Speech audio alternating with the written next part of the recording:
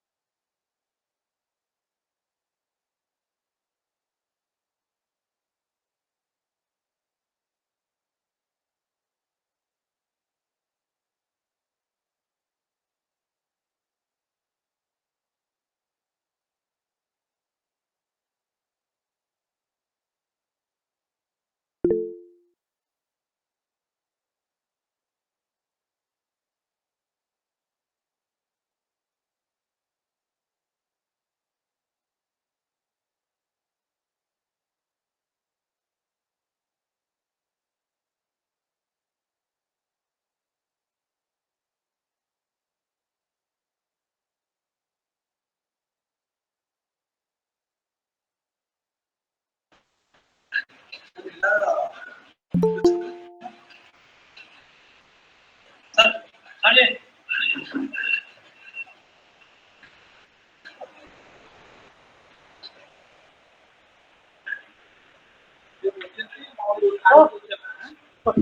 से असेंबली में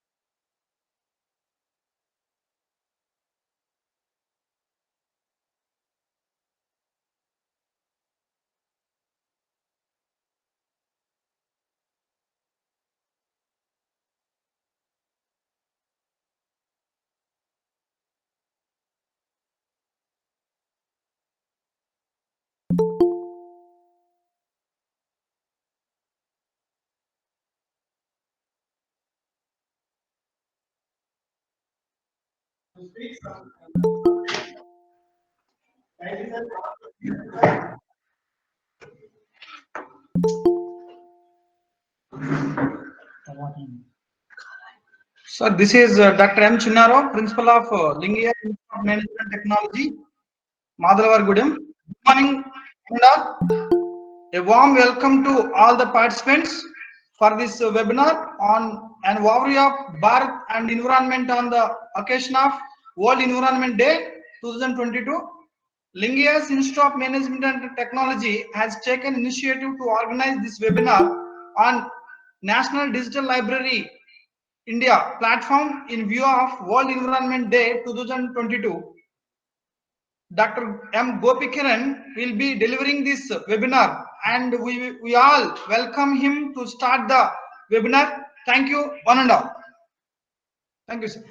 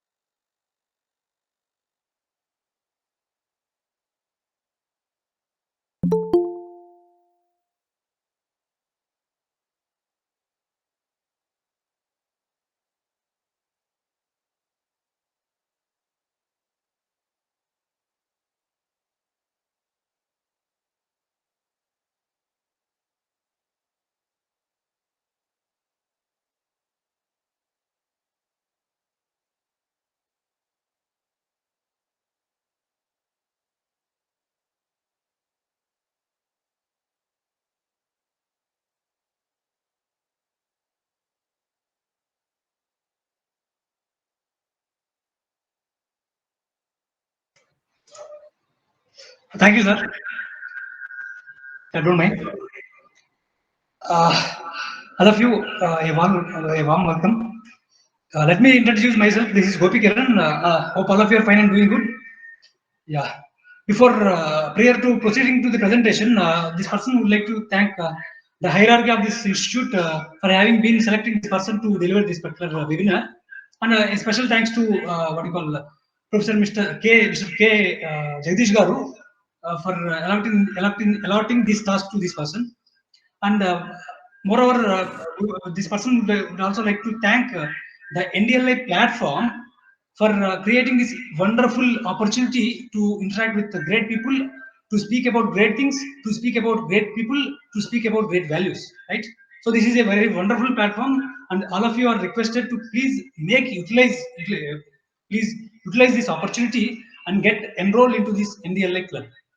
And apart from that, this person also would like to thank Dr. Vignesh Garu for having been an instrumental person to take this NDLI to a next level in terms of what you call the mission and vision created by uh, one of the great personalities of our India, Modi Garu. This person is not a fan of anyone. This person is a fan of our Hindu Sanatana Dharma. That's why everyone is great and everything is great. So we should be very much thankful to the Bharat Desh. That's why keeping this into viewpoint, this particular what you call webinar's name has been devised like that. So all of you are welcome, and here once again, prior to proceeding to the presentation, we have a small question here. Let me share the PPT, then we shall discuss about the what you call a question here. Please give me one minute time. Hope is it audible, all of you? Can you please let me know? Any one of you? Yeah, thank you. And on a very sincere note, all of you are requested to pose any query, any type of query in chat box, right? So please don't unmute yourself. All of you are requested to mute yourself unless or otherwise if it is insisted. Till then, if you have got any query, it is requested very sincerely to put your query in the chat box so that as and when necessary or as per the availability, our technical staff will try to address the query, or else this person will also will try to address your query. So let me start the presentation. Yeah, this is Gopi Karan, and at this point of time, we have been gathered on this online platform to have a webinar on an overview of Bharat and Environment on the occasion of World Environment Day 2022. See here, the title itself indicates that we are going to discuss about the term environment, which has been already quoted in our scriptures or in our India prior to many invasions or in the ancient period. Prior to proceeding to that particular topic, we shall have a small questionnaire. See, the questionnaire means it has got a set of 9 different questions, and all of you are sincerely requested to take a piece of paper and pen and try to note down the answers of these questions. Why means here this questionnaire is popularly termed as a pre-test and post-test, which is useful, which is a very useful technique or a tool to evaluate how the presenter is trying to present the what you call the topic and how the listener is listening. That means it is used to evaluate the carrying capacity of the listener and the presenter as well. That's why it is requested to take a piece of paper and please note down your answers. See, before starting the presentation, this questionnaire is posed. After completing the presentation, the same set of questionnaire will be posed. There, you yourself will be evaluating yourself how far you are able to understand the content that is being delivered in this PPT. In that way, it is useful, right? And one more thing is, 2 different questions have been designed in the questionnaire, which will be shared within the due course of time to all of you people in the name of feedback form. There, 2 different questions are asked. That is, how many number of marks you have, how much amount of marks you have secured in the pretest, and how much amount of marks you have secured in the post-test. So you need to answer these 2 different questions in the feedback form, which will be shared prior to closing the session, prior to 15 minutes closing the session. Right? Let us start the presentation. And before that, this person would like to thank each and every source of the information. See here, each and every source of the information shown on the Google Meet as well is acknowledged with due respect. So that is a note to start the questionnaire. So the questionnaire reads as, the first question reads as, who is the Green Avenger of India? Option A reads MC Mehta ji. Option B Mahatma Gandhi ji. Option C Dr. Sundarlal Bhaguna ji. I repeat, the first question, who is the Green Avenger of India? MC Netaji, Mahatma, please don't answer here. You are requested to please note the answer on a piece of paper, whether A or B or C as per your understanding, and please keep it with you. After completing the presentation, the same question will be posed over there, and you try to compare yourself. What is the number of marks you have, what are the number of marks you have obtained in the pre-test and post-test? That's why please don't speak out unless or otherwise it is insisted. The first question it says, who is the Green Avenger of India? And the option A, MC Mehtaji, B, Mahatma Gandhi, and C, Dr. Sundarlal Bhagunaji. Please make a note of your answer. Then let us move on to the second question. What is the theme of World Environment Day 2022? Option A, ecosystem restoration. Option B, only one earth. And option C, time for nature. If at all, if you have gone through the title slide, there itself it has been clearly displayed. The answer is clearly displayed. However, we are on the fourth slide, so once again we may not go to the first slide. So the first the options are ecosystem restoration, only one earth, and time for nature. One more thing, a small request from this person is the screen visible, sir? Jagdish Garu? Thank you very much. Let us now move on to the third question. When was the first World Environment Day celebrated? June 5th, 1969 is the option A. Option B, June 5th, 1972. And option C, June 5, 2022. I repeat, option A, June 5, 1969. B, June 5, 2022. In between, some persons are speaking. It is requested to please mute yourself. Hello. Can you please mute yourself? Someone is speaking over there in the balcony. Not exactly in balcony, but the communication side, it has been spelled out as balcony. Please mute yourself. And let us now move on to the fourth question. That is, who led the Chipko movement? This is a very popular question, which is very popular in our Indian culture. Chipko movement. Who led the Chipko movement? Option A reads as Dr. Sundarlal Bhagunaji. Option B, Mahatma Gandhiji. Option C, MC Mehtaji. I repeat, option A, Dr. Sundarlal Bhagunaji. Option B, Mahatma Gandhiji. And option C, MC Mehtaji. Right? Let us now move on to the fifth question. Sir. On what name Sundarlal Taj Mahal? Bhagunaji. Bhai Sahab, please don't spell out. Okay, madam, whoever it may be, please don't spell out. It has been clearly instructed not to speak in between. You please make a note of your answer on a piece of paper.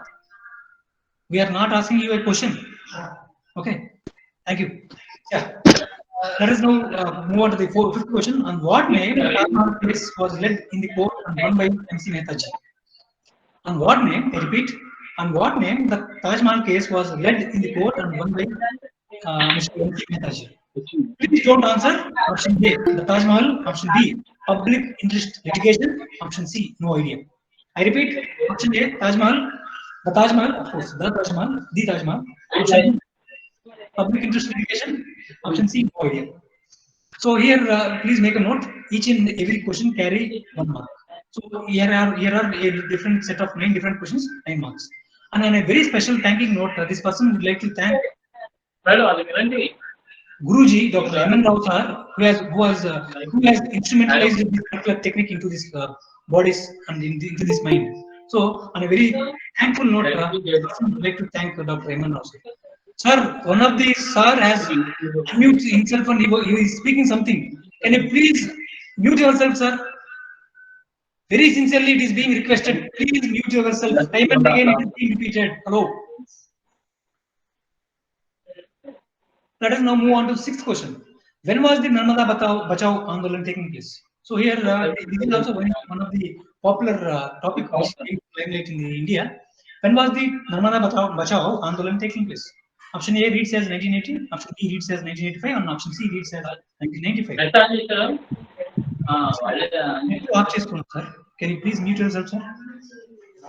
Then let us now move on to the seventh question. When was the Jungle Bachao Andolan taking place? So, when was the Jungle Bachao Andolan taking place? Option A reads as 1990. Option B reads as 1990, 1900, option B 1990, and option C 1982, and option D no idea. Let us move on to eighth question. What was the title published in the Hindu newspaper during Bhopal gas tragedy in 1985? So here, please listen very carefully. The Bhopal gas tragedy has taken place in the year 1984, December 3rd. However, in some article came into the Hindu newspaper with some title. The question is, what was the title published in the Hindi newspaper for the tragedy in 1985? Option A reads as Vedic way to beat pollution. Option B, methyl isocyanate, MIC. It is not MIC college, which is methyl isocyanate. Option C,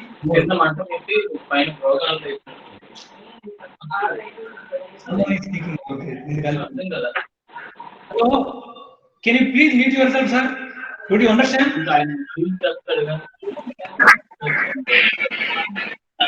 GSN garu, Satyanarayan garu, please mute. Thank you. Let us now move on to ninth question. Why is this program conducted? Yeah, this is very different question. Why is this program conducted? Option A, it has NDLI awareness. To inculcate NDLI, that is National Digital Library of India awareness. Option B, to discuss about an overview of Bharat and Environment on the occasion of World Environment Day. Option C, did not understand. And option C,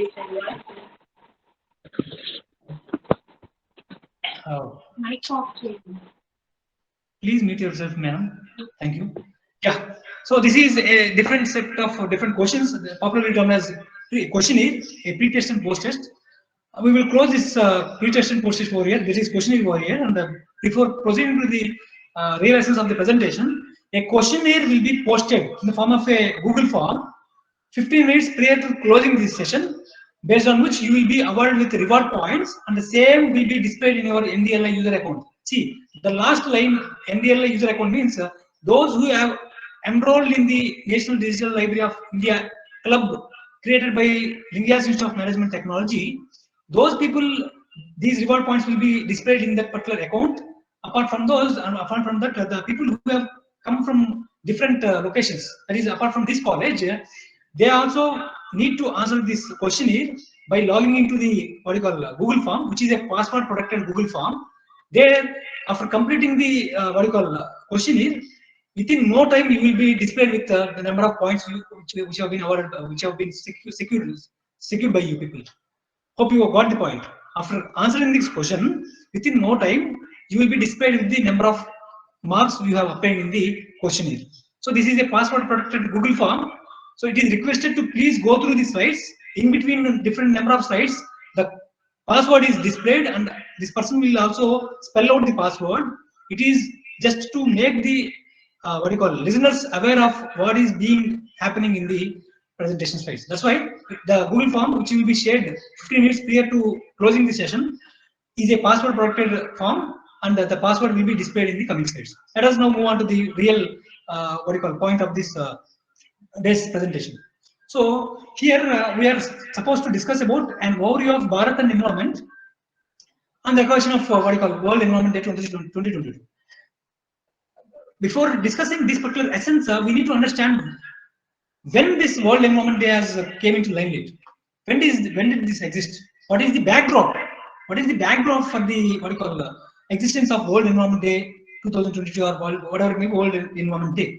So if you date back to beginning of the 20th century, in the year 1890s or 1860s, if not mistaken, if not wrong, industrialization has started throughout the world. And since then, to fulfill the fast-growing needs of the human, industrialization has crossed in many aspects, and it has evaluated into a different industry, right? Since then, what happened in the year 1945 or in the year 1948? What happened in the London, the city, London? A event has been taking place that is termed as London smog. The entire city has been covered with smoke plus fog. That's why it is termed as smog. So smog is a mixture of smoke and fog. Because of this occurrence of the smog, the entire city was covered, and the visuality problem has occurred. Because of that, what happened is within coming few years, nearly about 12,000 Londoners have left their bodies. in the so-called Great Smog of 1952. So this is one of the very serious alarming issue pertaining to environmental issue. This is one of the problem which has opened the gateways for the formation of World Environment Day. So this is one of the reason. Apart from that, Minamata Bay, 1953, another issue has taken place in the very developed country that is termed as Japan. One of the plastic industry was located near a Minamata Bay. Bay means it is not a what you call different word. Bay of Bengal. That means it is a water body. In Telugu or in Sanskrit it is termed as Agatham. Agatham means we don't know the deeperness of that particular water body. That's why it is termed as Agatham. In English it is termed as Bay. So Minamata Bay is one of the water body located in the Japan. Nearby that particular water body, a plastic industry was established, and here mercury was one of the mercury was used as one of the raw material or one of the catalysts for the manufacturing of the plastic. There, knowingly or unknowingly, this particular mercury has fallen into the Minamata Bay, and the entire water body has been polluted. Because of which has led to different issues. That is, Minamata Bay is one of the southernmost of Japan's Man Islands. The Chiso plant, the plastic plant's name is Chiso plant.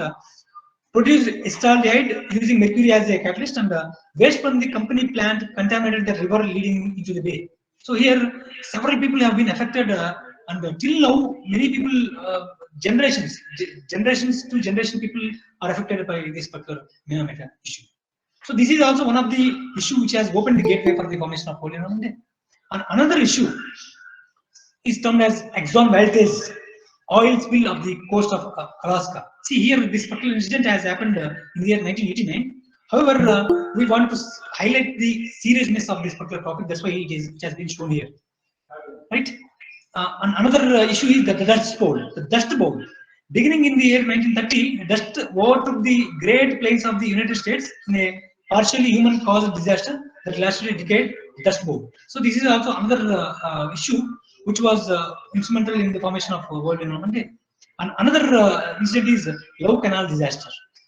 So in the late 1970s, the Love Canal became the site of an environmental disaster, decades in the making. And in the year 18, in the decade of 1800s, William T. Love decided to build a canal in the New York neighborhood of Nigeria Falls. So this is one of the another disaster which was instrumental in formation of World Environment Day.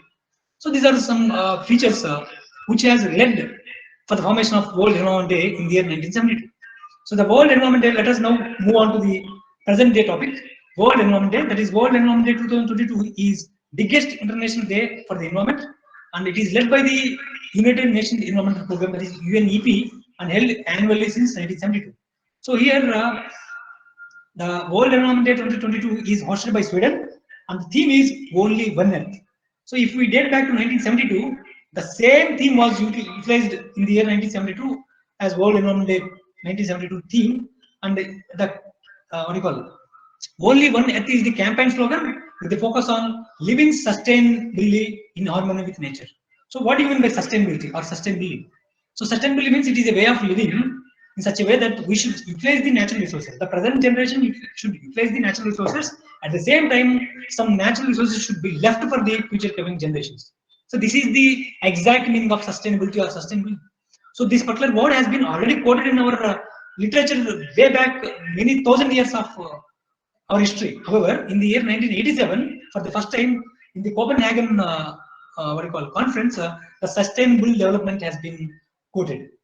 That's why we are living sustainably in harmony with nature. That means we need to respect the nature, we need to value the value of the nature, then only we will be able to see ourselves in the next level. Or else it will lead ourselves in nowhere. That is the main essence. Hope all of you are following. If anyone of you cannot catch this person's voice, or if it is not visible or if it is not audible, please put your text message in the chat box so that it can be rectified within no time or with immediate effect, right? So the theme of the World Environment Day 2022 is the Only One Earth.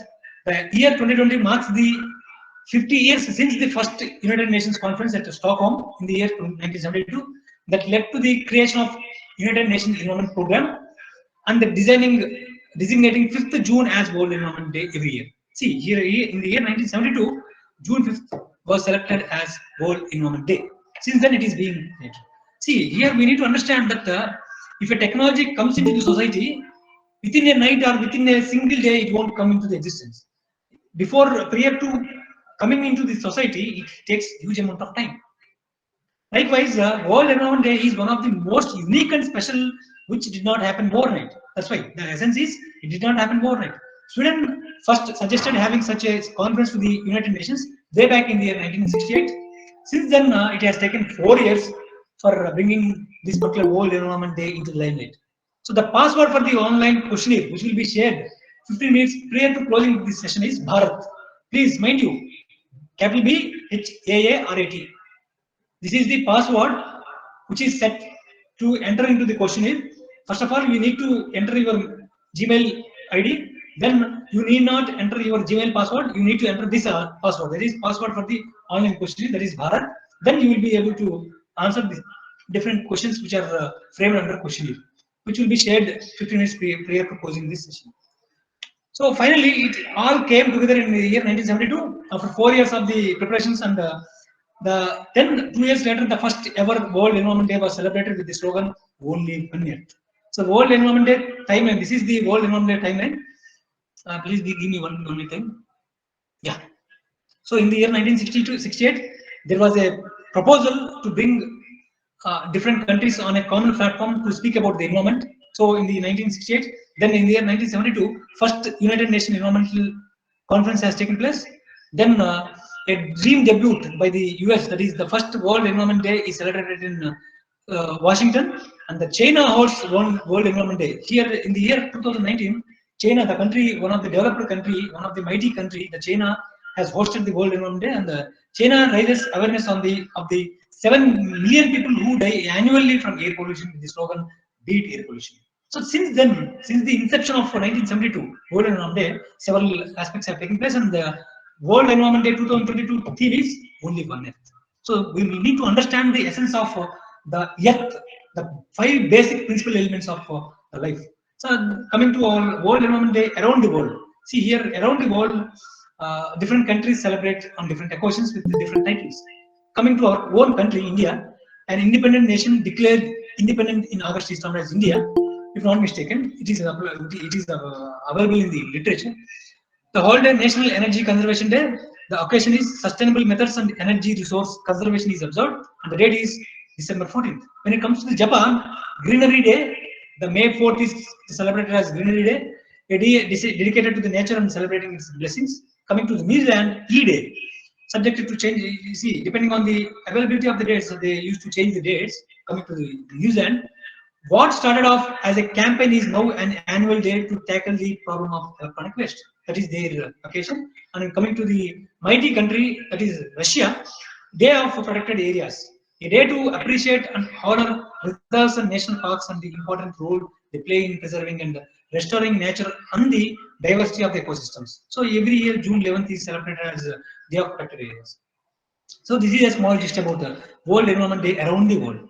So once again, the password for the online questionnaire is Bharat. Please make a note of that. And by numbers, let us now move on to discuss about some facts and figures, not findings, some facts and figures pertaining to the World Environment Day or pertaining to the environment. So every 19 billion tons, the number of resources extracted from the earth every year. So if you try to discuss about some statistics, every year 90 billion tons of the resources are extracted from the earth, and when it comes to the number of people populating the earth, 7.8 billion, and the number of consumers in the world, it numbers as 4.1 billion, and when it comes to the number of consumers expected by 2030, it is 5.6 billion, and 70%, the percent of world's resources currently being overused. See, this is very alarming issue.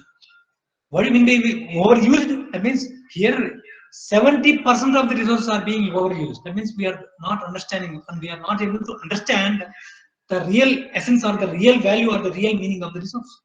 It is not created by human. It is being gifted by the nature. That's why we need to understand the essence of the resources. And 2.12 billion tons, the number of waste dumped every year. This is also one of the very serious issue which should be considered. And what we can do, we can create awareness among the people. We can reduce the production of the waste. That's all we can do. We cannot bring change in the entire society. First of all, we are not supposed to bring change in ourselves. That is the motto of the day. And 50 million tons, the number of e-waste produced every year. See, e-waste means since the inception of mobile phones, huge amount of not only mobile phones, laptops, PCs, huge amount of electronic waste is being produced, and $7.8 trillion, the value of the global production of the synthetic chemicals. See, synthetic chemicals means they won't get degraded into the earth.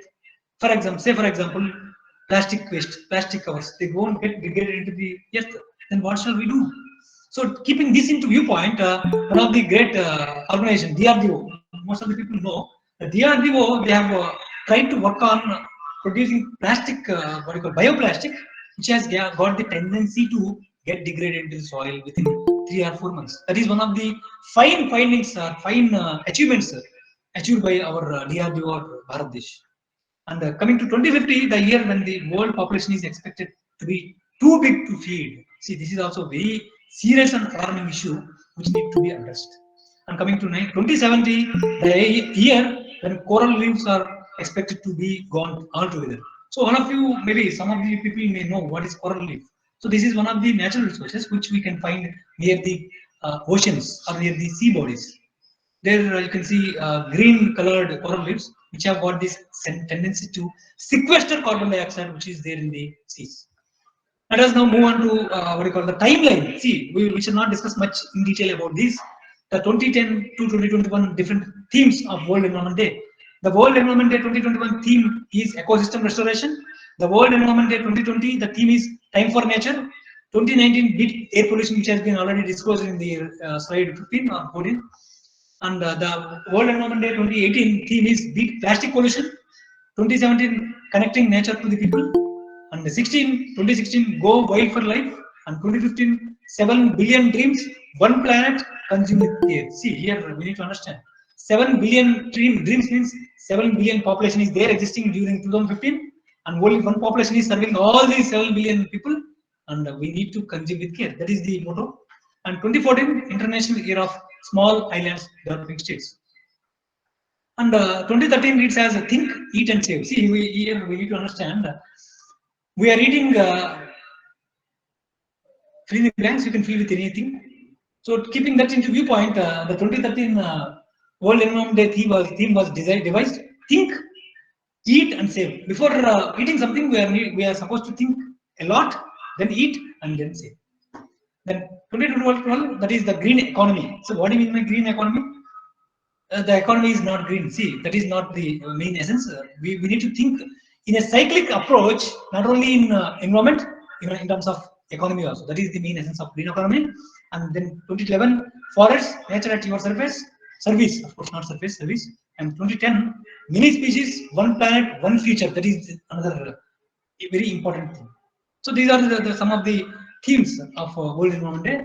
So this is all about World Environment Day 2022. Let us now enter into the main essence or main theme of this particular day webinar. That is an overview of Bharat and environment with a special on the occasion of World Environment Day 2022. Let us now discuss about the essence of Bharatiya culture with a special view of with a special eye on environment. Bharatiya religious scripture. See, let us now discuss just about what has been already disclosed or what has been already mentioned in our scripts. Let us now let us not speak about religious, but our ancestors' scriptures.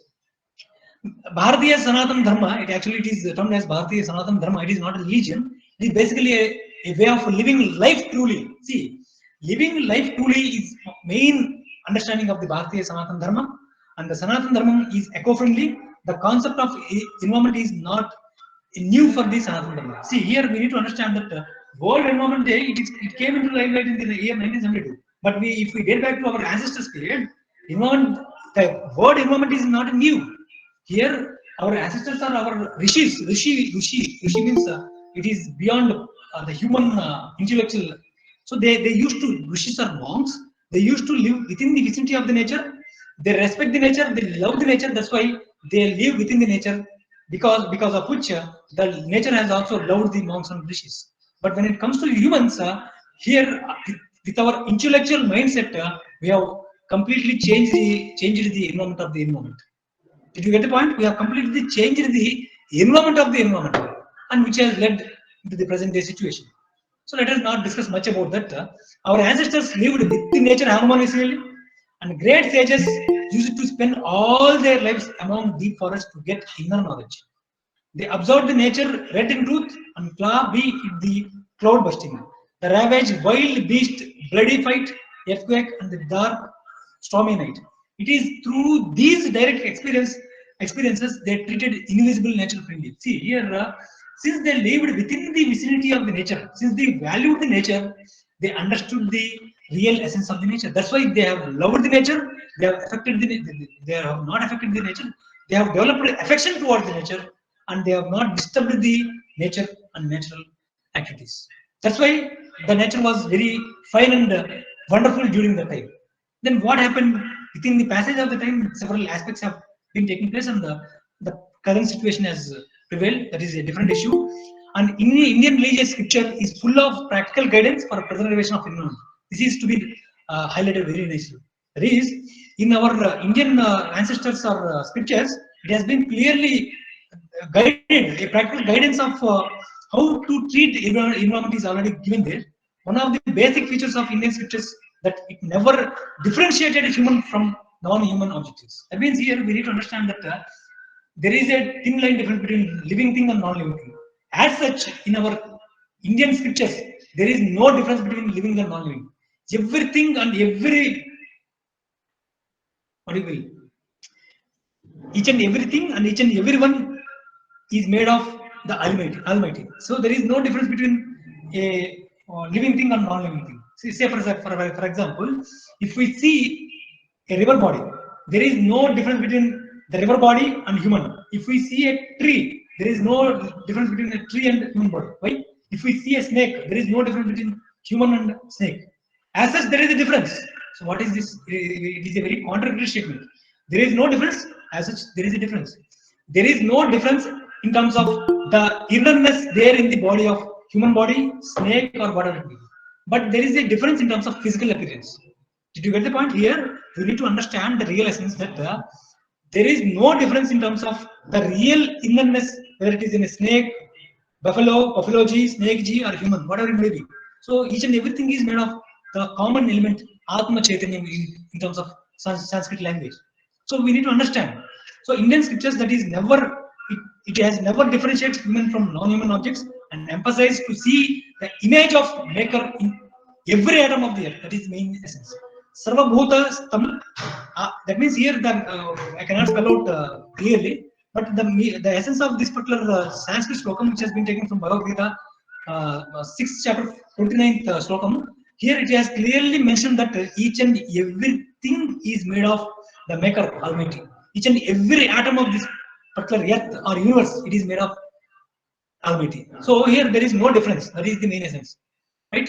The ancient Indians had a great respect for the environment and worshipped different objects, manifestations of nature with utmost devotion and sincerity. See here, worship means here not the English meaning of worship. Here we have got the tendency. That means we have developed the tendency in our Bharatiya Sanatana Dharma that we need to respect each and everything as we respect ourselves. So there is no difference between pig G, monkey G, or donkey G. See, there is no difference. That's why we used to see ourselves in them. If at all, if we see ourselves in them, we respect each other, everything. So that is the meaning of worship. It is not the English meaning of worship. So we respect each and everything. That's why we need to take care of everything. Unless or otherwise, if we don't respect others, we see everything as an object. Say for example, if I see myself with huge amount of respect, I will take care of myself with huge amount of care. In the same manner, we should see ourselves in each and everything. If we see ourselves in each and everything, automatically we will take care of each and everything. That is the main essence of our ancestors. It is through veneration and glorification of the trees that man attempted to approach and appropriate the divinity with perfection that gods existed in plants and trees. See here, veneration means we used to respect with huge amount of value. So here we used to see the trees, the plants, the rocks, whatever it may be, as ourselves. That's why we generate love and affection towards them, and we value and we protect them, we care them. So it appears that perhaps the early Indian thinkers attributed religiosity to plant for the manifestation of ecological balance. See here, what happened is, in a broad sense, we used to see ourselves in each and everything, but it cannot be understood by each and everyone, because each and every individual has got their own ego, has their own understanding. Based on their own understanding, they may not see ourselves in a pig. They may not see ourselves in a plant. They may not see ourselves in a rock. So because of what you call mindset, because of their narrow mindset or whatever it may be, or because of ignorance, whatever it may be, this person is not scolding anyone, or it is not scolding. It is not. This person is not criticizing anyone. But our ancestors, they have developed, they did that much visionary, that much knowledge, since that they can see each and every, they can see ourselves, themselves in each and everything. But when it comes to the humans, the mindset has changed. To bring back their mindset into the track, our ancestors, they have inculcated religiosity, and there is no much what you call difference between that and this. The rivers like Sindhu, Ganga, Yamuna, Brahmaputra, Mahanadi, Narmada, Tapati, Godavari ji, Krishna ji, Kaveri, etc., played a conspicuous role for the development and prosperity of Indian civilization and culture. See, if you go back to uh, history, Varanasi is the oldest living civilized city in the entire world. So it is not told by me, it is not told by our Indian scholars. It is told by many foreign scholars. That means the river Ganga has existed many trillions of years back. There, the city Varanasi has been existing there. So here, rivers played a vital role in bringing the civilization to the culture.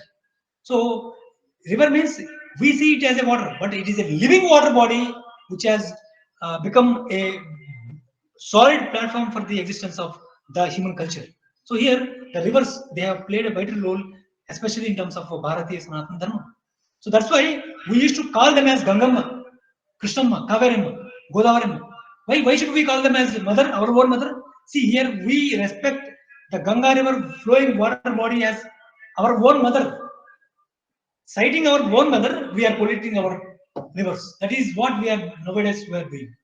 That means we are trying to run away from the nature, run away from the culture, run away from the worshipping. See, we need to once again rethink. We are supposed to go to back to the basics. Unless otherwise, if we won't go to the back to the basics, we don't understand. We cannot understand the real essence of this particular Bharatiya Sanatana Dharma. Let us now move on to the other slide. Here another very popular slokam is there. Samudra Vasne Devi Parvatas Sanamandade Vishnu Patni. This is one of the popular slogan which is very popular throughout the culture. The meaning of this particular slide is, "O Mother Earth, we used to treat, or we used to see the earth as our own mother, apart from water bodies. O Mother Earth, who has the ocean as clothes and mountains and forests on her body, who is the wife of Lord Vishnu, I bow to you. Please forgive me for touching you with my feet." See, even though we respect our earth as our own mother, to carry out our daily needs, or to fulfill our daily aspects, we need to step on the feet. There also we are seeking permission from the earth. That is what our ancestors, our Bharatiya Sanatana Dharma has taught to our mankind. So we need to understand the main essence. We need to respect each and everything, and we need to respect each and everyone. Then only we can respect our own selves.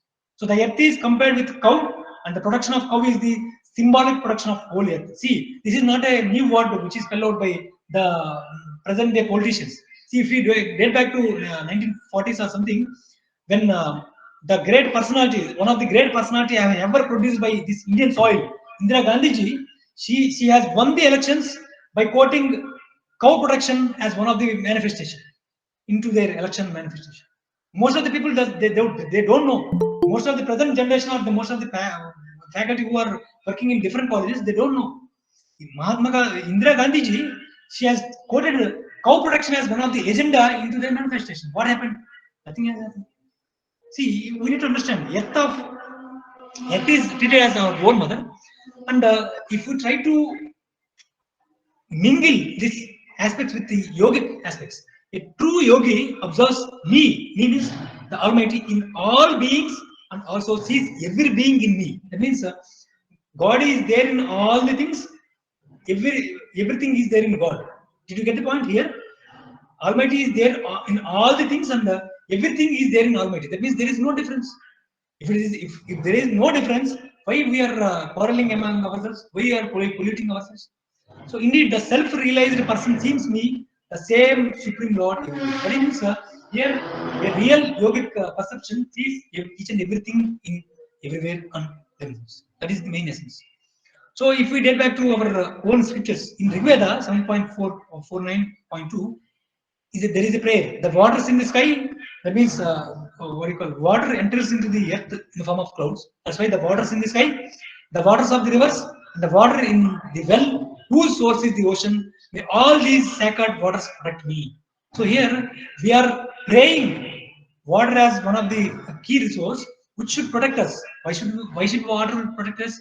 If we get back to 2003 or 2004, tsunami has occurred in the on the December 26th, if not mistaken. What happened? The entire water has entered into the earth. It has created a disaster. So water can do anything. That's why we are praying water. But yeah, please take care of ourselves. In Sanatana Dharma, all water, especially of rivers, is sacred. That's why Gangamma, Godavarama, Krishnamma, we used to call them as our moon mother. Lord Krishna defeated this serpent Kaleya as he was polluting the river Yamuna. See, here why these particular points have been mentioned here is in our Sanatana Dharma, in our Puranas, in our Puranams or in our uh, epics like Ramayana, Mahabharatam, there several people they have fought for protecting our own environment. Such is one of the example of Lord Krishna saving the Yamuna river, which is being polluted by one of the what do you call snake serpent Kale. While taking bath in this river, I invoke the presence of holy waters from the rivers Ganga. See here every day our ancestors they used to take bath by spelling out Gangecha, Yamunecha. That means they used to spell the rivers names. It means such sacred are the rivers. That means we need to understand all these aspects have been already quoted in our history, our Sanatana Dharma. Then what we are doing? We are trying to run away from the real trueness. That's why this particular topic has been chosen as one of the theme of this particular day. Living in harmony with nature has been an integral part of Indian culture. See, that's what I mean to say.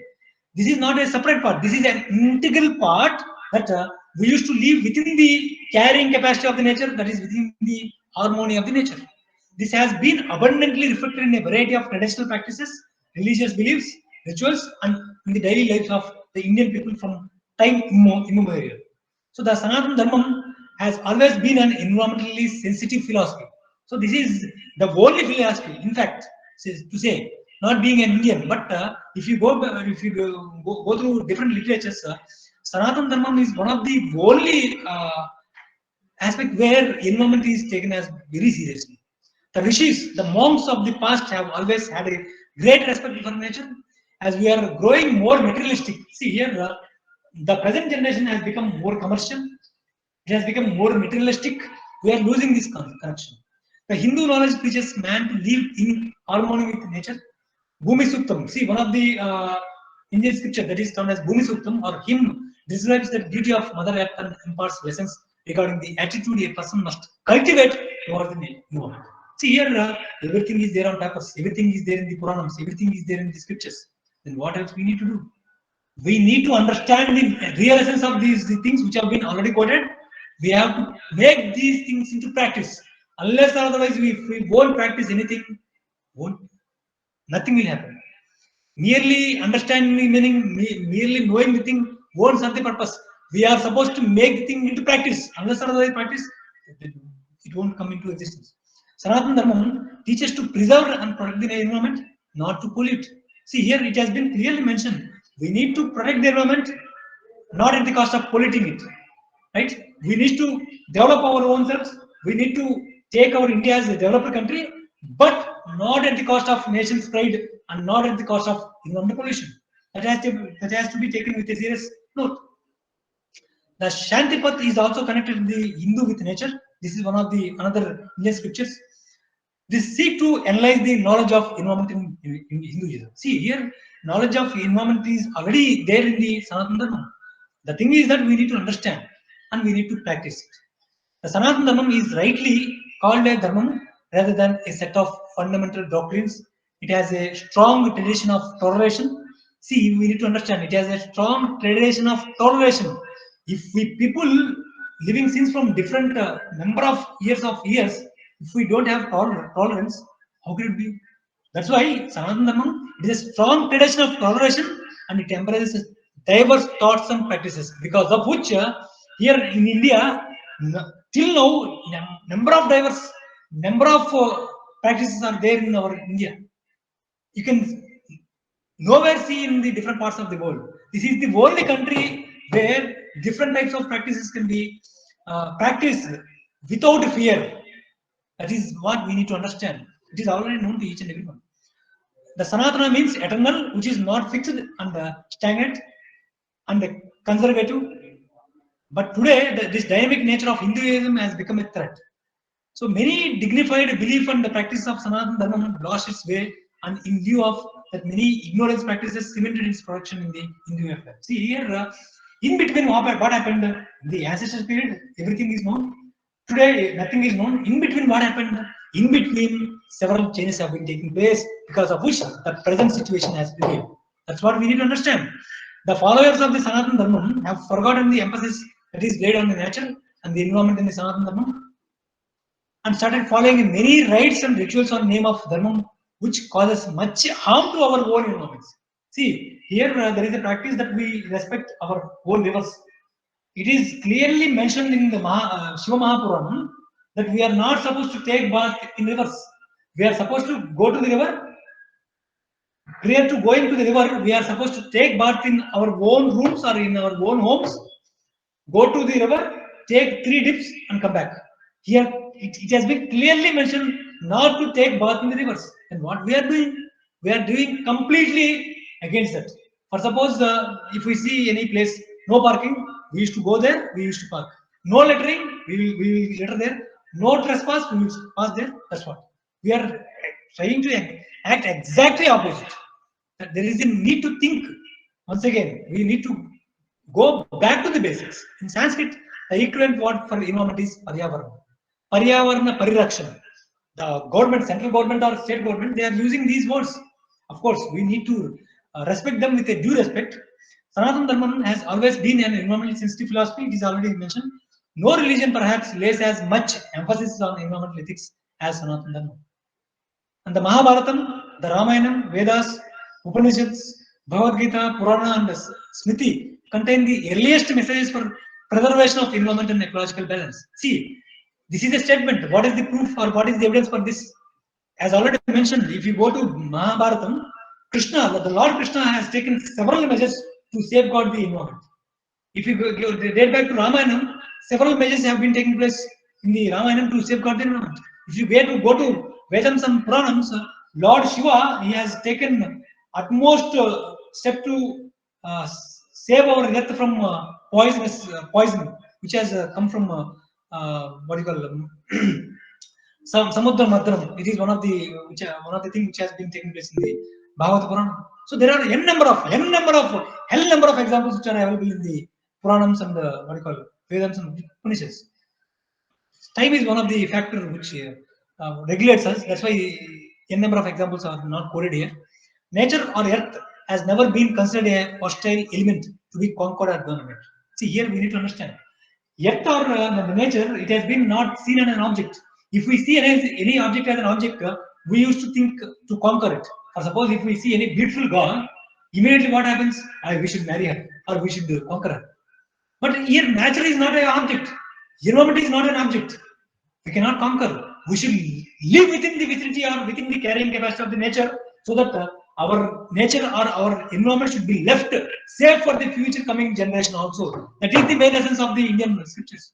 In fact, man is forbidden from exploiting nature. He is taught to live in harmony with nature and recognize that divinity prevails in all elements, including plants and animals. So that means we used to see ourselves in plants and animals. If we try to use one of the towering personality, one of the revolutionary personality, one of the greatest persons have been produced by this soil and this earth is Swami Vivekananda ji. He has rightly said, religion is the idea which is raising the fruit onto man and man onto God. Today, when earth is suffering due to gross violation of nature by our greed, it is the exact threshold situation when Sanatana Dharma can provide reprieve. See here, he also clearly mentioned we need to go back to the basics of the Sanatana Dharma.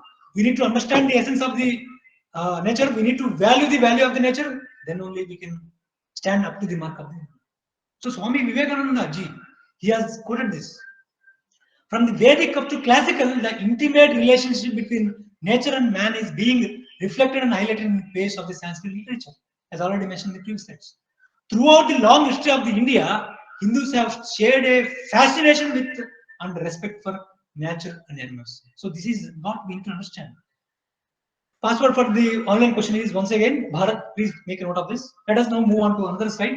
The Vedic seers visualize the various aspects of the nature, its glamour, regularity, helpfulness, loveliness, virile and inaccessible power, and sometimes fear caught up their imagination. India was a land of vast forests, vast rivers, n number of rivers.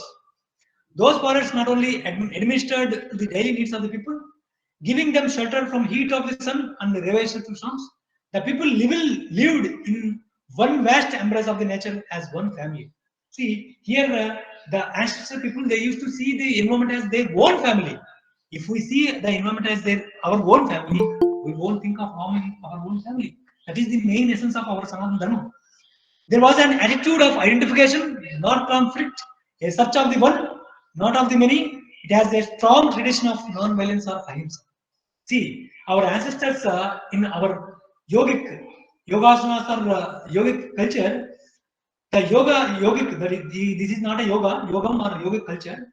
The yogi, he used to see himself in everything and he used to see everything in what you call in himself. That is what respecting the entire environment. The Ishopanishad, this is one of the Upanishads. We have got nearly about 108 Upanishads so far as per the record. As a matter of fact, however, there are n number of Upanishads which are not available. Today, to name a few, 108 Upanishads are there in our Indian culture.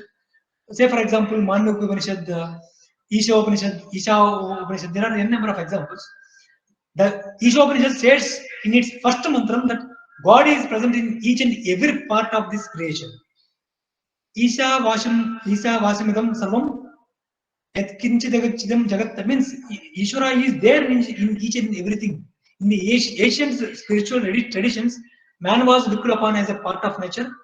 Sanatana Dharma teaches that five great elements, five basic principal elements of the life, that is space, air, fire, water, and earth, that constitute the environment, are all derived from the Prakriti, the primal energy. See, one of the interesting points which this person would like to highlight is the five basic principal elements of the life are also existing in our own body. Say, for example, air. If air is not there in this body, how can we breathe? Say, for example, fire. How can we defend ourselves that fire is there in the body? Fire, exactly. In fact, fire is there in our body. It is there in the form of what do you call it? Yogagni, Jataragni. If fire is not there in the body, we cannot digest the food which we are taking inside. So in that way, the fire is there. Water, of course, 70% of the body is made of water. Then earth, the entire body is made of earth. This is matti, right? What do you mean by matti? That means if this person leave this body, if the air comes out of this body and doesn't go into the body, this body will be termed as a body. It will be simply cremated. That means it will be simply digged into the earth. After 6 months, if you try to see this body, you cannot see this body. That means it is becoming the part of the earth. That's why this body is earth. Then what about space? If space is not there in our body, then if we eat something, our stomach will be very empty before eating. If we eat something, the stomach will be filled. That means the space is there in our body. In that way, the five basic principal elements are existing in our body. That means there is no difference between the world and our body. In Sanskrit, world is known as prapancham. What do you mean by prapancham? Prapancham. Pancham means these five basic principal elements: air, space, fire, water, and earth. Pra important aspect, the world, the entire world is made of these five basic elements. If the entire world is made of these five basic elements, then what is the difference between the body and the world? That is what exactly Sanatana Dharma is saying. There is no difference between the world and the environment and the Almighty. The world as a God's body. The sacredness of nature is also reflected in the Indian religious beliefs in the omnipresence of the God. There are n number of examples. A poignant example is found in the Bhagavad Gita, second chapter. A, a philosophical song in the form of a dialogue between the Prince Arjuna and his charioteer Krishnaji, Lord Krishnaji.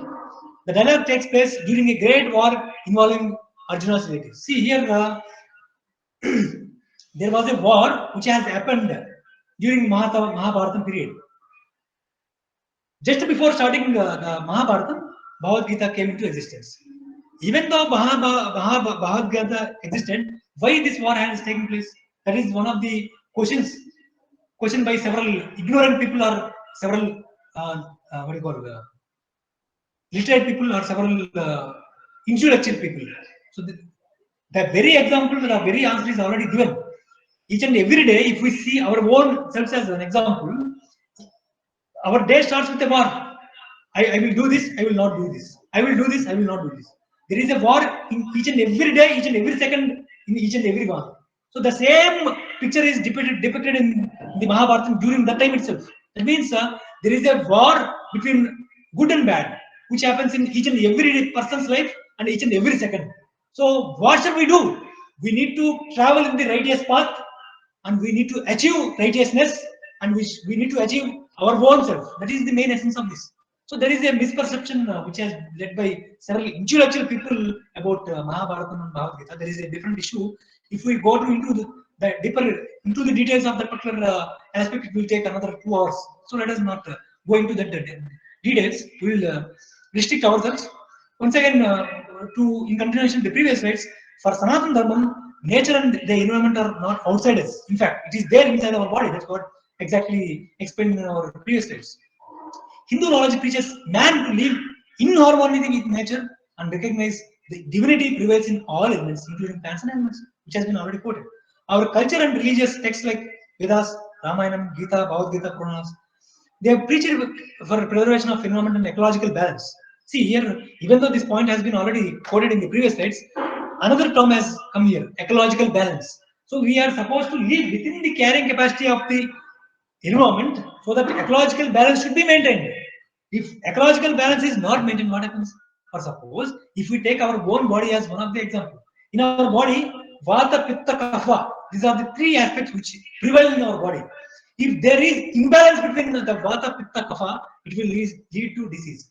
As such, man won't come across with the disease. It is the aspects, three aspects, Vata, Pitta, Kapha, changes the body balance. Likewise, here the human activities going to several developmental activities at the cost of nature, they are bringing in the ecological imbalance. Whereas our culture, it has taught us the ecological balance. That's why we have shown here. So it advises human to enjoy the world and their life, but within reasonable limits that do not disrespect the existence. That is the main essence. So here, let us now move on to another slide. Vedic culture is supposed to be a culture of nature, of course. The Aranyakanda of Ramayana and the Aranya Parva in Mahabharata contains much evidence of man and nature interaction. See here, in the previous slides we have quoted, there are n number of examples which have been cited that they have been taken care of the environment. In the Ramayana, when Sitaji was abducted by Ravanaji, at this mournful situation, the flora and fauna had shown their sympathy towards Ramaji and paved his way in their own language. See, during that time, maybe many of our people, we may not understand and we may not believe, but during that time, the flora and fauna, they have displayed their sympathy in their own language to the Ramaji. Ramaji, Sitaji was kidnapped by so and so person, and she has been taken away in this route. So here there is a relation between the nature and the people, humans existing during that time. Thus, the intimate relationship between man and nature have been observed in the pages of ancient Indian scriptures. In chapter 11 of Bhagavad Gita, Lord Krishna is beseeched by Arjuna to reveal his universal form, showing all of these existence. That's why it in Sanskrit is termed as what do you call uh, in Sanskrit it is termed as what do you call universal, seeing Lord Krishna in each and everything. Purushottama Prapti or something it is quoted at this point of time. This person is not able to recover that exact name. So the Sanatana Dharma teaches to preserve and protect the environment, not to pollute it. So the Matsya Purana, one of the Puranas of 18 Puranas, the Matsya Purana also suggests taking care and protection of trees, which is highly beneficial for the existence of human being and nature. That's why it is termed as Vriksho Rakshati Rakshita. If we take care of the trees, trees will take care of us. How can the tree take care of us? It will take care of us in the form of producing huge amount of fresh oxygen, uh, reducing the soil erosion, holding huge amount of water. In this way, tangibly and intangibly, trees protect our own environment. Right? In continuation with these slides, there are n number of examples. How can I say? How can I explain each and everything? Do not disturb the sky and do not pollute the atmosphere. This is another very popular term which has been quoted in the Yajurveda. So, in connection with this particular title, see, do not disturb the sky and do not pollute the atmosphere. In line with this, there is a popular quote in the a book, The Environment, which has been written by Eric Morucha. Do not breathe the air in the developed countries. Do not drink the water in the developing countries. That means what happened? So the entire developed countries, they have polluted their air in the name of industrialization. And whatever developing countries, they have also, in the name of technology transfers, the developing countries, they have polluted their water. India is one of the best examples for that. That's why do not disturb the sky and do not pollute the atmosphere. So Earth is not a jada. Jada means it is not a object which doesn't have life. Of course, in fact, Earth has got life or non-living entity. She is a living mother, a force that is sustained by truth, order, austerity, devotion, and sacrifice. Hence, it is these attitudes that a human is expected to implement in their lives. Hence, it becomes a duty of humans to not only help the Mother Earth sustain herself, but also to protect and enrich her. So, this is the duty of each and every individual. It is not in the name of religious, whatever it may be. Human means it is the duty of human. They should develop the attitude of devotion and sacrifice regarding every object, every entity present in the surrounding environment. If every person cultivates these attitudes towards the surroundings, it would automatically result in the protection, preservation, and enrichment of the environment. Let us now discuss more. The highest ethical standard that Hindus ought to apply comes from the concept of Sarva Bhutahita. That is, see, you can never see such type of words in anywhere throughout the world. The highest ethical standard, what even ethics and morals? Respecting each and everything. That's why here, Sarva Bhutahita. That means we are supposed to do anything, but at the cost of hita. Hita means to in the service of humans, to towards goodness of others. So, which means the welfare of all beings. In Hinduism, the common good takes precedence for private advantage. See, there are several other practices, religious practices, where you can see the same type of lines, but more emphasis was there in the Sanatana Dharma. According to Indian Sikhs, environment is consisting with Panchabhutas, as already explained in the previous slides. So these five visible gross elements have a great significance for an environment. Let us now discuss about water resource management. See, if we get back to our culture, water has been said to be the life of all living beings. Even droplets of water cause to make a big ocean. That is not even. It is envisaged by the scientific community that by 2060, most of the water resources in the world would be exhausted. That would turn out to be a great calamity. On the other hand, Vedic literature has visible suggestions to preserve water resources. See here, since years back, emphasis was there on conserving the water. If you go to Thar Desert, Rajasthan, we can see a drop of water, but there Water scarcity is not found there. How? Here the people living within the vicinity of the Thar desert, they have developed a passion to cultivate the water, to harvest the rainwater, and they have developed some techniques to harvest the rainwater that has occurred during in the vicinity of the Thar desert, and they have conserved the water. That's why water scarcity is not there. But in some parts of the country where huge amount of rainfall is there, their water scarcity problem is there. What is this? What is this imbalance? Owing to the human culture, the human mindset. So Mr. Subodh Kumar, a Vedic scholar and scientist, has been working on the Vedic wisdom for contemporary problems over the past few decades, citing the water resources management. In Vedic scriptures, first priority is given to the managing water resources. Actions proceeds on the three levels as Rigveda, taking stock of total water situation, that is water footprint. So if you understand carbon footprint means daily from morning onwards to evening, what is the amount of energy consumed by our people, what is the amount of food that is taken by the human, based on that a carbon footprint is prepared. Likewise water footprint, we are supposed to make a stock of total water situation. Wherever water source is not potable and useful, or water is not utilized in the most sustainable manner, so we are supposed to list all these things, explore potential hidden water resources, then meet the requirements of all for appropriate quality and needs of the water. So it has been already quoted in the Rigveda. The same is being practiced nowadays in the water conservation acts. So there is no difference. Once again, password for the question which will be shared within prior to closing the session is Bharat. Capital B, small letters, that is remaining are small letters HARF. Furthermore, hymns of Rigveda emphasize to locate hidden underground water sources and establish aggressive systems. Work has to proceed on a fast pace to make the soil fertile and prevent inundation of forests by ensuring timely and proper release of water by rain-bearing clouds. See here, everything is there. What we need to release, once again, we need to understand.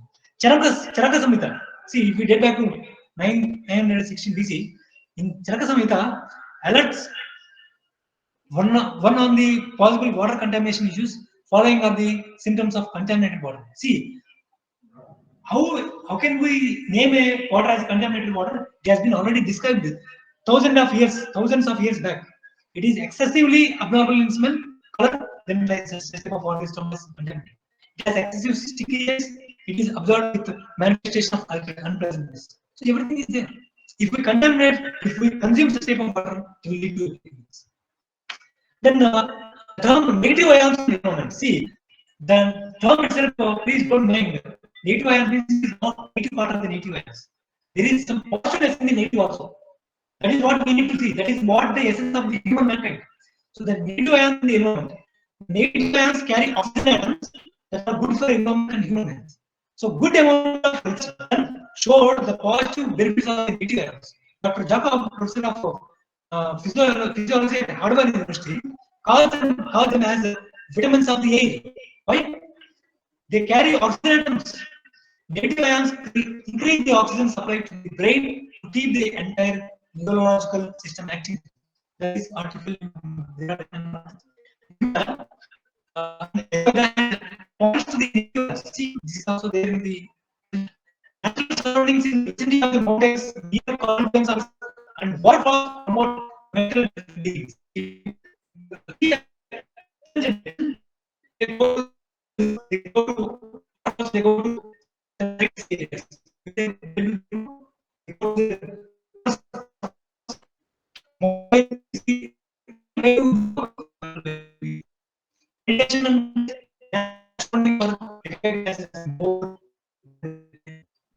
now not only valid but also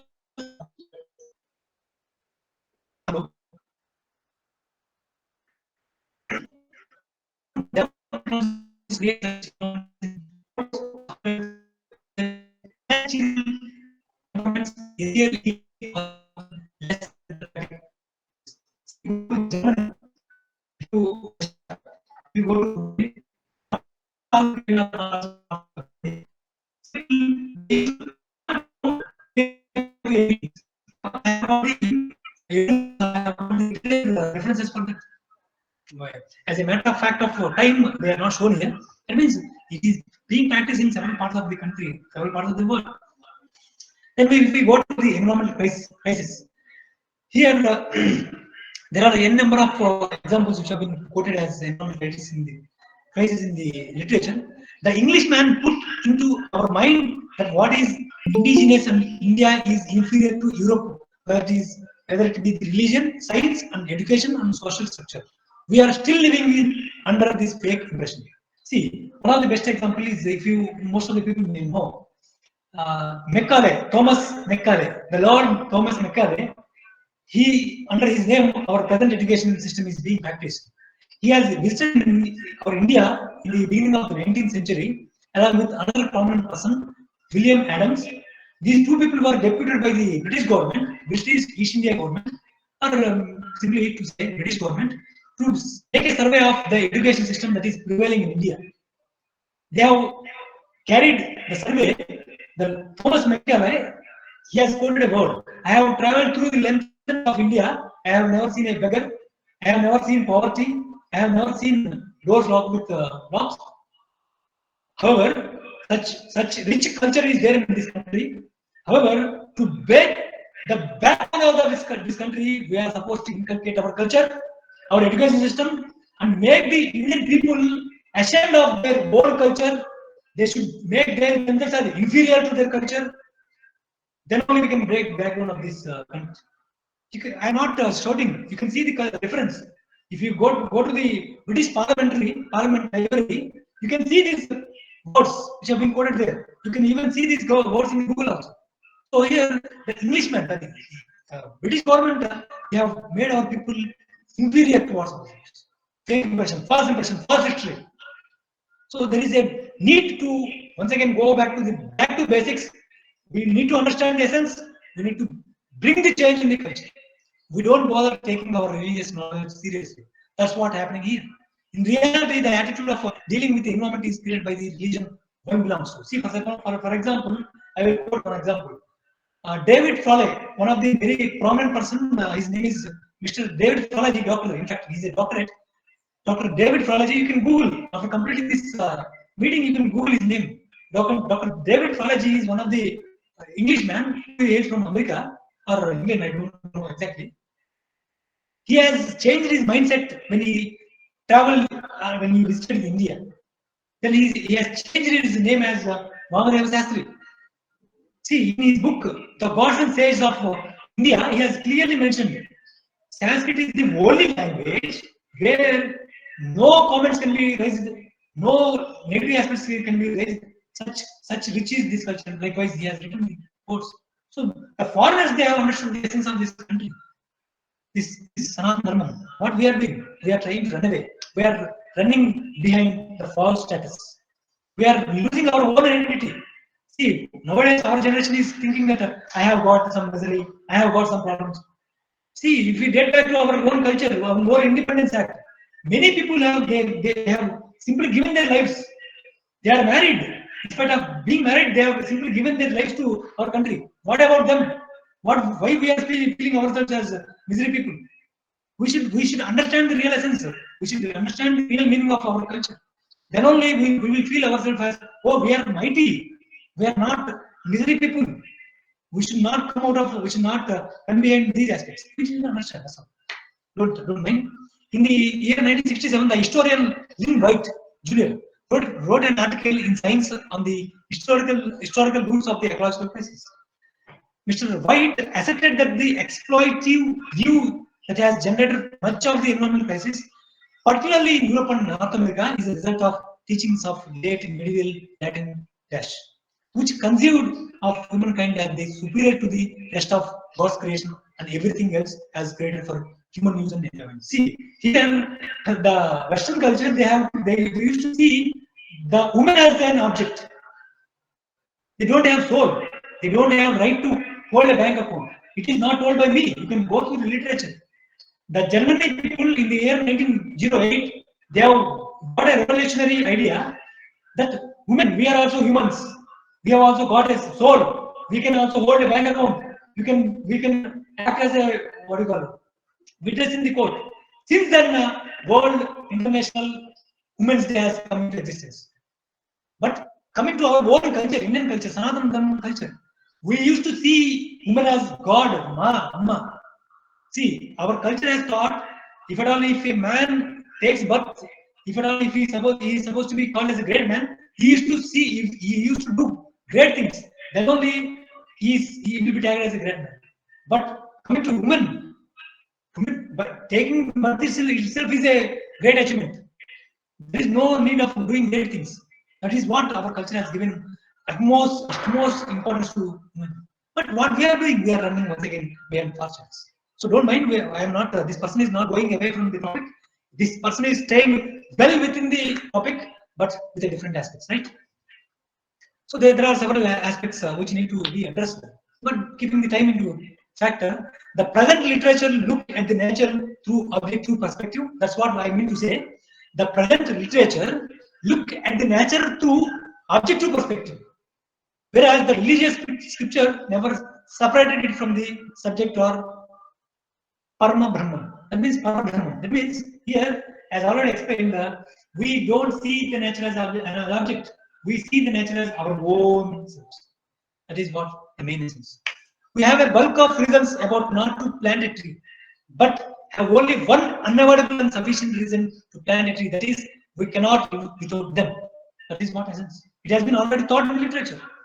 Knowledge assisted by passion for protecting the environment can do well to the present age. To save a dog, King Sibiji, see, Sibi Chakravartiji is there during the time of Protayugam, well before Lord Ramaji.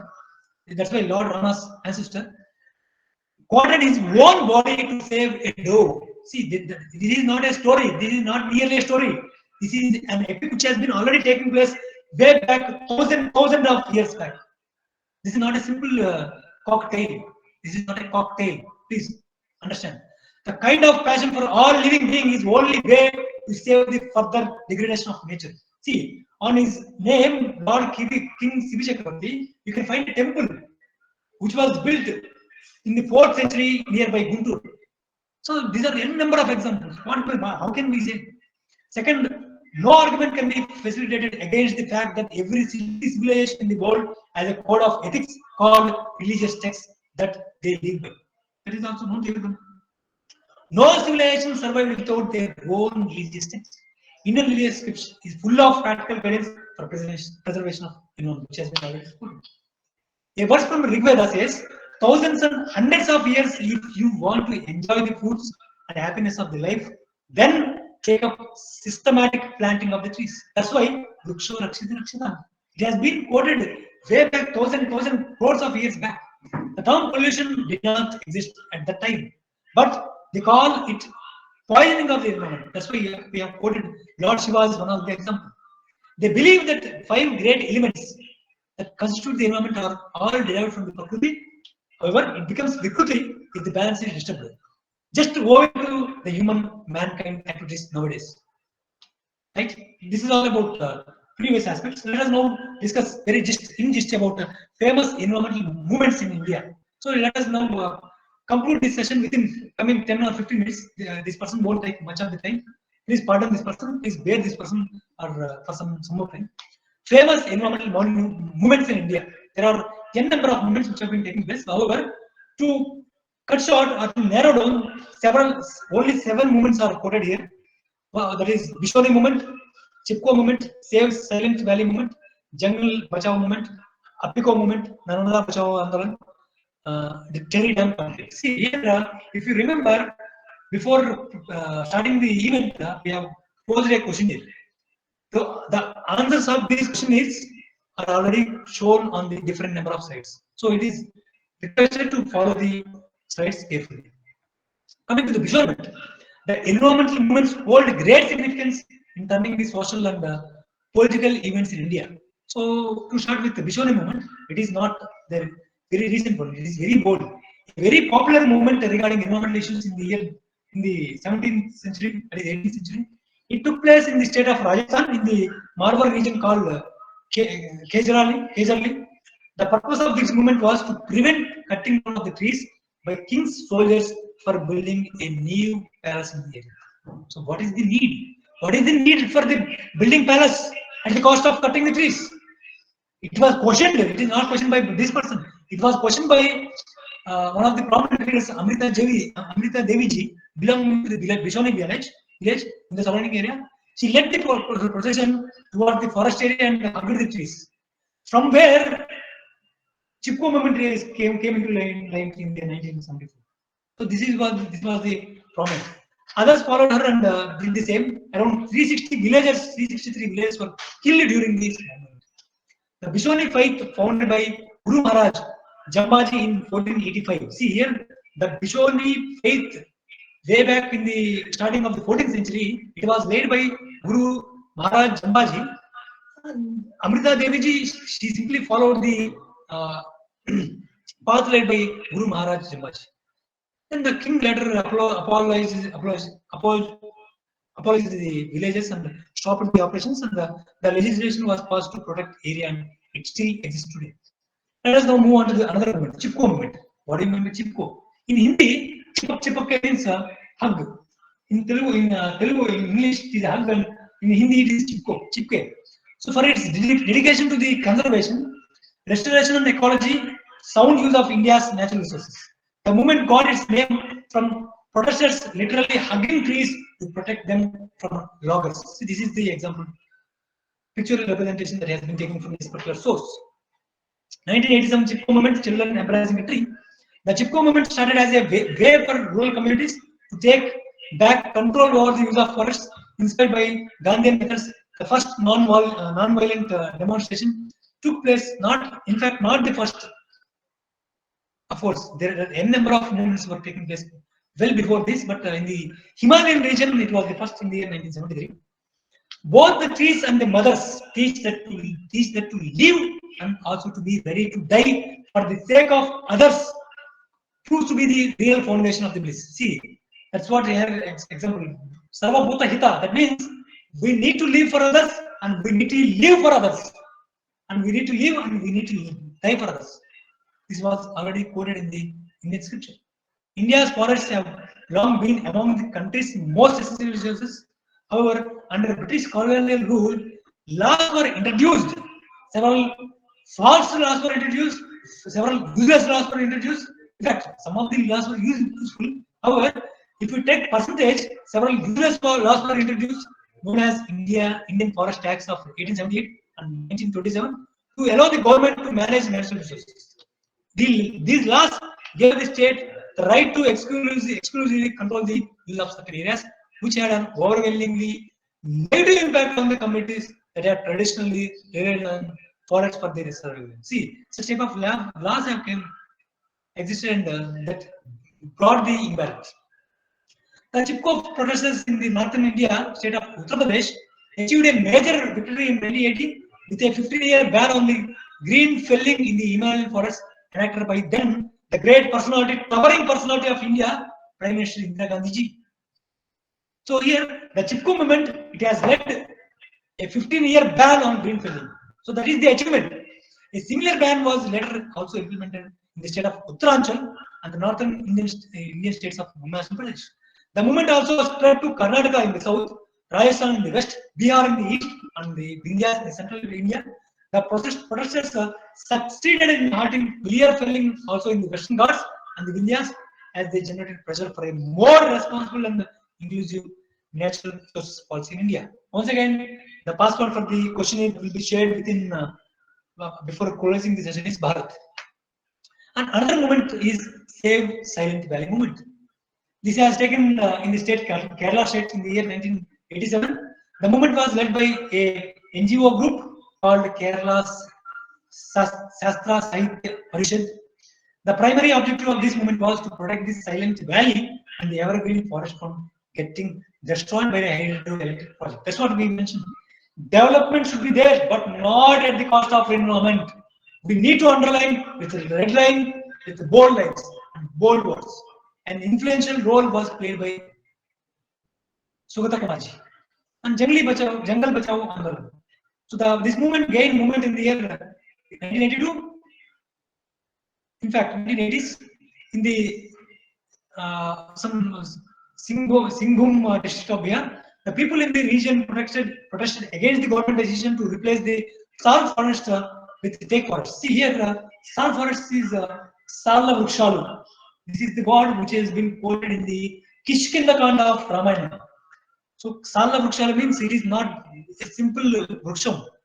That sal forest, sal vriksham is one of the mighty and tallest trees of during that time existing forest.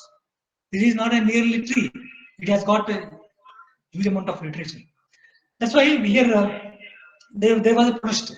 Tribals in the district were completely against this government decision and were also called a greedy game of politician populism. See here we need to understand. There was a quote quoted by one of the very prominent person. His name is Yuri Benjaminov. He is from Russia.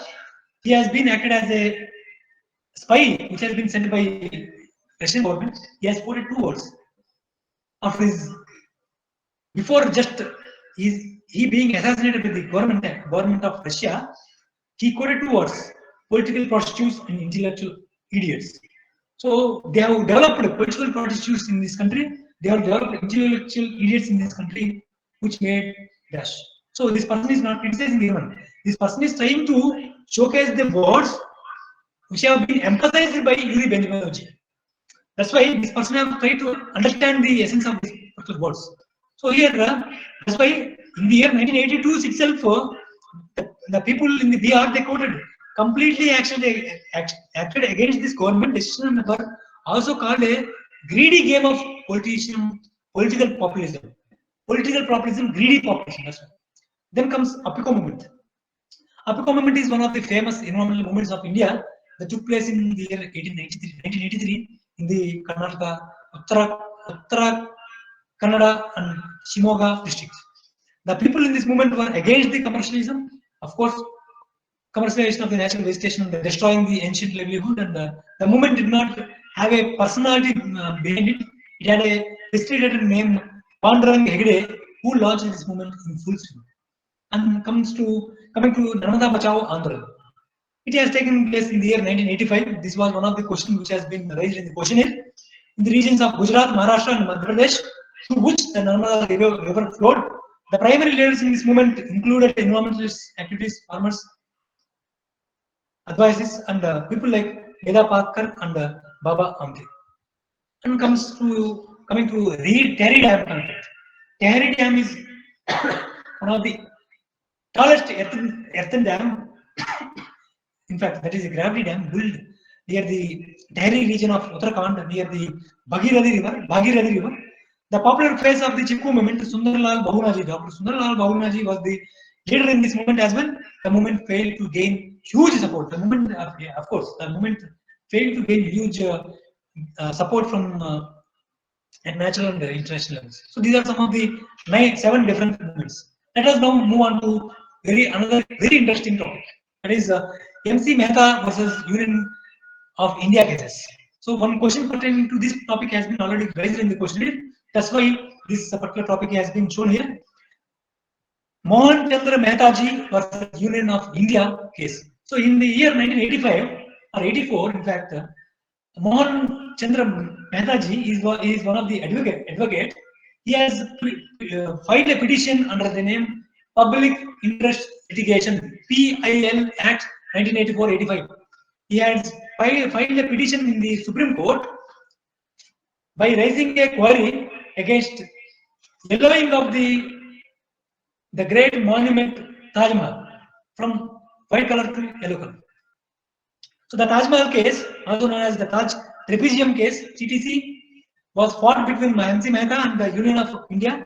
He filed a written petition in the year 1985, 1996 or something, under the name Public Interest Litigation. The background is Taj Mahal is considered one of the India's most epic Mughal structures. It is not built by Mughal structures.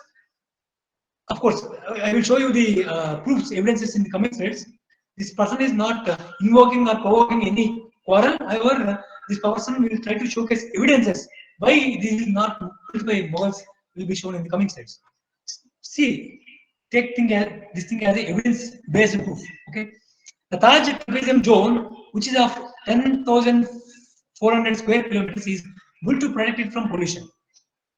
Mehtaji visited Taj in the year 1984 and noticed the white marble of Taj turning yellow. To bring this matter into limelight, he filed a petition under the name Public Interest Litigation in the Supreme Court. Facts of the case: the petitioner stated pollution as the main cause of the yellow color. Emission of pollutant gases like sulfur dioxide and oxygen turned into acid rain. See, where did this sulfur dioxide come from? See, within the vicinity of the Taj Mahal area, there are several oil refinery industries. One of the examples is Mudra refinery industries. In these industries, they used to use coal. The coal which has been used consists of some sulfur content. If the coal is burned, sulfur also gets burned. Since it gets projected into the combustion process, sulfur gets mixed with oxygen, and in this way, sulfur dioxide has come into limelight. The sulfur dioxide, when it reaches the atmosphere, it will react with the water vapor present in the atmosphere, and it has resulted in the formation of sulfuric acid, not concentrated sulfuric acid. In fact, it is a dilute sulfuric acid whose pH is 5.6. Even though its pH is 5.6, perhaps it is acidic pH. Since this acidic pH entered the atmosphere, that's why it is known as acid rain. When the acid rain has fallen on the marble area, that is Taj Mahal area, the yellow color has changed into yellow color, the white color has changed into yellow color. That is the exact reason for the change of white color to yellow color. It has been decoded by this person. That's why he has filed a petition. So the whatever the matter which has been explained just now, it is shown here. That's why I am not once again reiterating this. See, we have discussed about the filing a petition. Then what about the judgment? The Supreme Court observed that other than chemicals, socio-economic factors too influence the degradation of Taj. That means not only industries, several other socio-economic factors also influence this degradation of Taj. The people living in the trapedium zone were at risk due to air pollution. The court ordered 292 industries to operate using safe fuels like propane instead of coke and coal, otherwise they would have to relocate.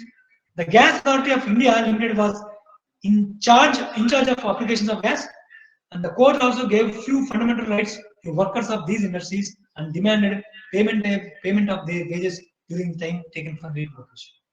So that's why, in this manner, the court the case was read and it was won by the Mehtaji. That's why on his name, who is the Green Avenger of India is Mohan Chandra Mehtaji is the Green Avenger of India. That's why this is one of the first questions of the question. Let us now just go through the glimpses. See, this person is not criticizing anyone. This person is not acting against anything. Since the topic Taj Mahal has come, this person is not able to resist himself. That's why this person is trying to showcase this. The greatest historical discovery of modern times. The Taj Mahal, as told by the historians of history, 400 years back. This is, in fact, this is not the Taj. The Taj Mahal is a temple place, as book written by P.N. Vogue. P.N. Vogue is not merely a simple person to write whatever he thoughts. No. He has got evidence. He has collected some real-time evidences. He has visited the Taj Mahal. There, during the time of visit, there was not ban on the Taj Mahal visit. See, people nowadays, whoever goes to Taj Mahal, they will simply have an overview of the Taj Mahal, but they don't have permission to go inside the Taj Mahal. That's what government of India has taken place. This is one of the faulty decisions. During that time, Mr. P.N. Vogue has visited another person, Maulvi Ahmad ji. He also visited the Taj Mahal. He has also written a book with the name Taj and its Environment. There he has seen several wonders inside the palace.